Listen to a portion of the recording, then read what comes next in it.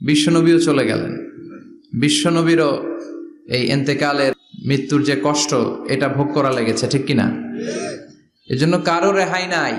আকসিরু যিকরা হাযিমিল লাযযাত, জীবনের সব স্বাদকে পানসা করে দেয় ওই কষ্টের বিষয়, মানে মরণকে বেশি বেশি স্মরণ করো। কিন্তু আমরা মৃত্যুর কথা বেমালুম ভুলে যাই। আমাদের লাইফস্টাইল দেখলে মনেই হয় না যে আমরা এই পৃথিবী ছেড়ে চলে যাব, ক্ষণিকের জন্য এসেছি। বিশ্বনবীর সাহাবারা বলতেন, যখন সকাল হয় সন্ধ্যার জন্য অপেক্ষা করো না, আবার যখন সন্ধ্যা পর্যন্ত পৌঁছবে পরদিন সকালের জন্য অপেক্ষা করো না, তার আগেই ডাক চলে আসতে পারে, ঠিক কিনা? আবার বিশ্বনবী বলতেন, নামাজে যখন দাঁড়াও সল্লু সলাতান মুআদ্দিয়া, মনে করো এটাই তোমার জীবনের হতে পারে শেষ নামাজ।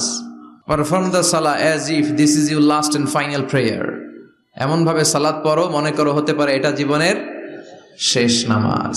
এজন্য কেউ থাকতে আসি নাই, চলে যাব। আমার নানা ভাই যেমনি চলে গেলেন